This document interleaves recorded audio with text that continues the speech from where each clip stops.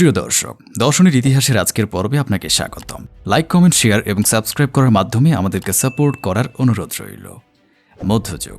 খ্রিস্টীয় ৫ম শতকে পতন ঘটে রোম সাম্রাজ্যের, আর ইউরোপে পুঁজিবাদী অর্থনৈতিক ব্যবস্থা আত্মপ্রকাশ করে চতুর্দশ দশকে। এই দুইয়ের মধ্যবর্তী সময়ে ইউরোপে যে দর্শনের বিকাশ ঘটে তাকে ইউরোপীয় দর্শনের ইতিহাসের মধ্যযুগীয় দর্শন বলা হয়। রোম সাম্রাজ্যের পতনের পর ইউরোপে সামন্ততান্ত্রিক অর্থনৈতিক ব্যবস্থার উদ্ভব ঘটে। খ্রিস্টান ধর্ম এই সমাজতন্ত্রের সহযোগী শক্তি হিসেবে প্রতিষ্ঠিত হয়। একদিকে যেমন যাজকতন্ত্র সুসংহত রূপ লাভ করতে থাকে, অপরদিকে সামন্ততান্ত্রিক ভূমি অধিকারীদের বশে এনে রাজতন্ত্র শক্তিশালী হতে থাকে, যার ফলে একসময় যাজকতন্ত্র ও রাজতন্ত্রের মধ্যে শক্তির দ্বন্দ্ব শুরু হয়। একদিকে যাজকরা নিজেদের ঈশ্বরের প্রভৃত হিসাবে দাবি করে এবং শাসককে যাজকদের অধীনস্থ মনে করে, অপরদিকে শাসকরাও নিজেদের ঈশ্বরের প্রতিভূ হিসাবে দাবি করে ধর্মীয় ও রাজনৈতিক ক্ষেত্রে কর্তৃত্ব করতে চায়। এই কারণে মধ্যযুগের ইউরোপীয় দর্শন ধর্মকেন্দ্রিক হয়ে পড়ে, প্রাধান্য পায় ধর্মভিত্তিক দর্শন আলোচনা। এ সময়ের দর্শন চর্চায় স্বাধীন চিন্তার অনুপস্থিতি ছিল।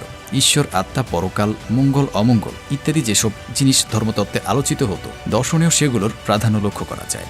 এই সময় দার্শনিকগণ প্রধানত ক্লাসিক্যাল গ্রিক দর্শনের সাথে ক্রিশ্চিয়ানিটির সমন্বয়ের মাধ্যমে ঈশ্বরের অস্তিত্ব প্রমাণ করতে সচেষ্ট হয়েছেন। মধ্যযুগের দার্শনিকদের মধ্যে উল্লেখযোগ্য হচ্ছেন Saint Augustine, Thomas Aquinas, Saint Anselm, Duns Scotus প্রমুখ। এছাড়া মুসলিমদের দার্শনিক চিন্তাও ইউরোপে তখন প্রভাব বিস্তার করতে থাকে। মূলত গ্রিক দর্শনের সাথে ইউরোপের পরিচয় ঘটে মুসলিমদের অনুবাদকৃত বই থেকে। মধ্যযুগীয় দর্শনকে সাধারণত দুই ভাগে বিভক্ত করা যায়। ১. প্রাচীন যাজকদের যুগ। ৬ষ্ঠ থেকে ৯ম শতাব্দী পর্যন্ত সময়কালকে যাজকদের যুগ ধরা হয়।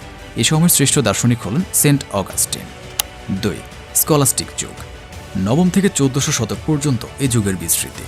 এ যুগের দর্শনকে ধর্মযাজক ও সন্ন্যাসীদের দর্শন আখ্যা দেওয়া হয়। এ সময়ের উল্লেখযোগ্য দার্শনিক হলেন Saint Anselm, Saint Thomas Aquinas, Peter Abelard, Albert Magnus প্রমুখ। স্কলাস্টিক মতবাদ। মধ্যযুগে কিছু খ্রিস্টান মতবাদ ও চার্চ এবং গ্রিক দার্শনিক অ্যারিস্টটল ও প্লেটোর চিন্তাধারার মধ্যে সমন্বয় করে যে নতুন চিন্তাধারার জন্ম দেয়, তাই স্কলাস্টিক বা স্কলাস্টিজম। যাজকতন্ত্রের প্রভাব যখন সমাজে ও রাষ্ট্রীয়ভাবে প্রবল, তখন শিক্ষা প্রতিষ্ঠানগুলোতে ধর্মীয় পণ্ডিতগণ ধর্মের বিশ্বাস ও বিধিনিষেধকে যুক্তির সাহায্যে সত্য বলে প্রমাণ করতে সচেষ্ট হন। এ ধারাই স্কলাস্টিকের উদ্ভব হয়। স্কলাস্টিকরা ধর্মীয় যাজক ছিলেন না, কিন্তু দর্শনের মধ্য দিয়ে ধর্মকে রক্ষার ব্রতে নেমেছিলেন। তারা প্লেটো এবং অ্যারিস্টটলের দর্শনকে ধর্মের সাথে সংশ্লেষণের মাধ্যমে খ্রিস্ট ধর্মের একটা যৌক্তিক ভিত্তি দাঁড় করানোর চেষ্টা করে। সেন্ট অগাস্টিন ৩৫৪ থেকে ৪৩০ খ্রিস্টাব্দ। সেন্ট অগাস্টিনকে অগাস্টিন অব হিপো নামে ডাকা হয়। তার জন্ম আফ্রিকার হিপোতে। তিনি ছিলেন চার্চের ল্যাটিন ফাদার ও তাকে সেন্ট পলের পর সবচেয়ে গুরুত্বপূর্ণ চিন্তক ধরা হয়। তিনি যৌবনে প্যাগান ও প্রকৃতিবাদী ছিলেন। ৩৩ বছর বয়সে খ্রিস্ট ধর্মে দীক্ষিত হন। পরবর্তীতে তাকে হিপোর যাজক হিসেবে ঘোষণা করা হয়। খ্রিস্টান দর্শনের প্রধান সমস্যাগুলো নির্ণয় ও এর সমাধানে অগাস্টিনের মতো এত গুরুত্বপূর্ণ ভূমিকা আর কোনো খ্রিস্টান লেখক রাখেননি। অগাস্টিনের দর্শনের উৎস ছিল খ্রিস্টান ধর্মগ্রন্থ ও সেখান থেকে তার করা ব্যাখ্যায়, আর তার এই ব্যাখ্যাগুলো করা হয়েছে প্লেটো এবং নব্য প্লেটোবাদ দর্শনের আলোকে। ক্লাসিক্যাল গ্রিক দর্শনের সাথে সমন্বয় খ্রিস্টান ধর্মতত্ত্বকে খুব শক্তিশালী ও প্রভাবশালী পদ্ধতি হিসাবে দাঁড় করায়। তার উল্লেখযোগ্য রচনার মধ্যে আছে কনফেশন ও সিটি অফ গড। এই দুটো বইয়ে তিনি বাইবেলের ভাষ্য ও সমালোচনার অনুশীলনের ভিত্তি বই হিসেবে ধরা হয়, যেটা মধ্যযুগীয় ও আধুনিক খ্রিস্টান চিন্তার গুরুত্বপূর্ণ পাটাতন নির্মাণ করে। তিনি মানুষের স্বাধীনতা ও নিয়তি উভয়কেই প্রাধান্য দিতেন। তাকে খ্রিস্টান ধর্মের একজন শক্তিশালী প্রচারক ও রহস্যবাদী দার্শনিক হিসেবে আখ্যা দেওয়া হয়।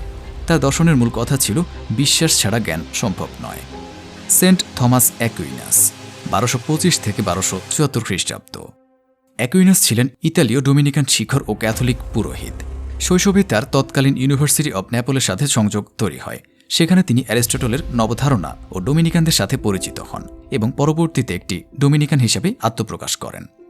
তিনি একজন অত্যন্ত প্রভাবশালী দার্শনিক, ধর্মতত্ত্ববিদ ও আইনজ্ঞ ছিলেন। কবি হিসেবেও খ্যাতি পেয়েছিলেন তিনি। পশ্চিমা চিন্তাধারার উপর তার উল্লেখযোগ্য প্রভাব রয়েছে। বলা হয় আধুনিক দর্শনের বেশিরভাগ ধারণাই অ্যাকুইনাসের। বিশেষত নৈতিকতা, অধিবিদ্যা, প্রাকৃতিক আইন ও রাজনৈতিক তত্ত্বের ক্ষেত্রে তার প্রভাব অত্যাধিক।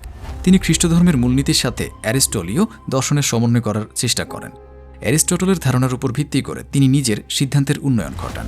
তার গুরুত্বপূর্ণ দুটি বই সুম্মা থিওলজিয়া ও সুম্মা কন্ট্রা জেন্টিলে তিনি ল্যাটিন ধর্মতত্ত্বকে ধ্রুপদী রূপ দিতে সচেষ্ট হয়েছেন। ক্যাথলিক চার্চ শতাব্দীর পর শতাব্দী ধরে অ্যাকুইনাসের দার্শনিক ও ধর্মতাত্ত্বিক কাজের উপর অত্যাধিক গুরুত্ব দিয়েছে। বিশেষ করে বাইবেলের উপর তার শিক্ষাগুলো অ্যারিস্টটলের লেখার ভাষ্যগুলোর একটা বড় সাংস্কৃতিক সম্পদ হিসেবে রক্ষিত হয়ে আছে। পিটার অ্যাবেলার্ড 1079 থেকে 1142। দ্বাদশ শতকের প্রখ্যাত দার্শনিক পিটার অ্যালেবার্টকে মধ্যযুগের শ্রেষ্ঠ লজিশিয়ান বলে আখ্যা দেন কেউ কেউ। তিনি কবি, দার্শনিক ও ধর্মতাত্ত্বিক হিসেবেও খ্যাত। তাকে সংজ্ঞাবাদের জনক বলা হয়। অ্যালেবার্টের পিতা ছিলেন একজন ক্রিশ্চিয়ান নাইট, কিন্তু দর্শনে তিনি দুর্নিবার আকর্ষণের কারণে তিনি উত্তরাধিকারে প্রাপ্ত সৈনিক পেশার দিকে যান না। তিনি ধর্মতত্ত্ব ও দর্শনের উপর বিস্তর পড়ালেখা শুরু করেন এবং সমসাময়িক যাজকদের অনুশীলনের সমালোচনা করেন। বাইবেল ও চার্চের ফাদারদের চিন্তা অধ্যয়নের সাথে সাথে ক্রিশ্চিয়ান যাজকদের শিক্ষার অসঙ্গতি তার কাছে স্পষ্ট হয়ে ওঠে এবং এর উপর ভিত্তি করে সিক ইট নন বই লেখেন, যেখানে লজিশিয়ান ও ভাষাতত্ত্বের ছাত্র হিসেবে লজিকের উপর মৌলিক কিছু নীতিমালা দেন। এছাড়া ধর্মতত্ত্বের উপর তার লেখা থিওলজিয়া বইটা প্রকাশ হলে প্রথা বিরোধিতার দোষারোপ করে বুড়িয়ে ফেলা হয়। তার আরেকটি গুরুত্বপূর্ণ কাজ হল ইউনিভার্সাল বা অনন্য নির্ভর ভাবের অস্তিত্বের বিষয়ে। এক্ষেত্রে অ্যাবেলার্ড মন নির্ভর ভাবের পক্ষে মত দিয়েছেন। তার মন নির্ভর মতবাদ ভাবাদর্শের অগ্রগতিতে গুরুত্বপূর্ণ ভূমিকা পালন করে। তিনি গোড়া ক্যাথলিক মতবাদের বিরোধী ছিলেন ও ধর্মের প্রশ্নে যুক্তিকে অগ্রাধিকার দিতেন। অ্যাবেলার্ড বলতেন, ধর্মীয় বিশ্বাসের কথা বাদ দিলে এমন কিছু নেই যাকে ভুলের ঊর্ধ্বে মনে করা যায়। ধর্মযাজক কিংবা প্রেরিত পুরুষ কেউই ভুলের ঊর্ধ্বে নয়। তার এই যুক্তিবাদী মতবাদের জন্য গোড়া ক্যাথলিক সম্প্রদায় তাকে সমাদৃত করেছিল। সেন্ট আনসেলাম 1033 থেকে 1109। দার্শনিক ও ধর্মতাত্ত্বিক সেন্ট আলসেলমের জন্ম ইতালিতে। তাকে মধ্যযুগের প্রভাবশালী স্কলাস্টিক মতবাদের জনক বলা হয়। তিনি প্রথম ঈশ্বরের অস্তিত্বের বিষয়ে সত্তাতান্ত্রিক যুক্তিতর্কের শুরু করেন। একাদশ শতকে অন্ধবিশ্বাস ও ধর্মীয় গোড়ামির যে ধারা প্রচলিত ছিল, সেখানে আনসেলম যুক্তির প্রতিষ্ঠা করার চেষ্টা করেন। তিনি তার লেখার সংক্ষিপ্ততা ও স্পষ্টতার জন্য সবিশেষ খ্যাত। যুক্তি মাত্র বিশ্বাসকে প্রশ্নবিদ্ধ করে এমন ধারণার বিরোধিতা করেন তিনি মনে করতেন যুক্তি বিশ্বাসকে দৃঢ় করতে পারে, অন্ধবিশ্বাস জ্ঞানের জন্য সহায়ক নয়। তিনি বলেন, জ্ঞানের জন্যই আমি বিশ্বাস করি। এই মতবাদের উপর ভিত্তি করেই ইউরোপে যুক্তিতর্কের ব্যবহার শুরু হয়, যেখান থেকে স্কলাস্টিজম ধারণার উৎপত্তি। তার খুব গুরুত্বপূর্ণ দুটি বই হল পোরসোলজিয়ন ও কার্ডিওস হোমো। কার্ডিওস হোমোর অর্থ ঈশ্বর কেন মানুষ। এই বইতে তিনি ঈশ্বরের যৌক্তিকতা ও মানবজাতিকে রক্ষা করার জন্য ঈশ্বরের ভূমিকার প্রয়োজনীয়তা নিয়ে আলোচনা করেছেন। অবতারত্বের পেছনেও এখানে যুক্তি দেওয়া হয়। আনসেলামের মতে মানুষের মুক্তি বা পরিত্রাণের জন্য খ্রিস্টের যেমন দরকার আছে, তেমনি দরকার আছে মৃত্যুর। আলবার্ট ম্যাগনাস 1200 থেকে 1280 খ্রিস্টাব্দ। জার্মানে জন্ম নেওয়া এই দার্শনিক ছিলেন ক্যাথলিক ডোমিনিকান ভিক্ষু ও বিশপ। মধ্যযুগের বৈশ্বিক চিন্তকদের মধ্যে তিনি অন্যতম। তার আগ্রহের বিষয় ছিল প্রাকৃতিক বিজ্ঞান থেকে ধর্মতত্ত্ব পর্যন্ত। তিনি অ্যারিস্টটলের দর্শনকে আরবদের থেকে ভিন্ন দৃষ্টিতে দেখার চেষ্টা করেন, কেননা আরবদের অনুবাদে তাদের নিজেদের চিন্তাও মিশে গিয়েছিল। মুসলিম দার্শনিকদের মতে ম্যাগনাসও জ্ঞানের প্রায় সব শাখায় বিচরণ করার প্রয়াস চালান।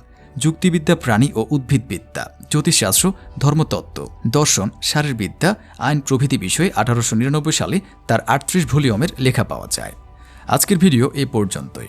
দর্শনের ইতিহাসের অন্য পর্বগুলো ধারাবাহিকভাবে দেখার আমন্ত্রণ রইল। ভালো থাকুন, জীবন্ত জীবনের সাথেই থাকুন।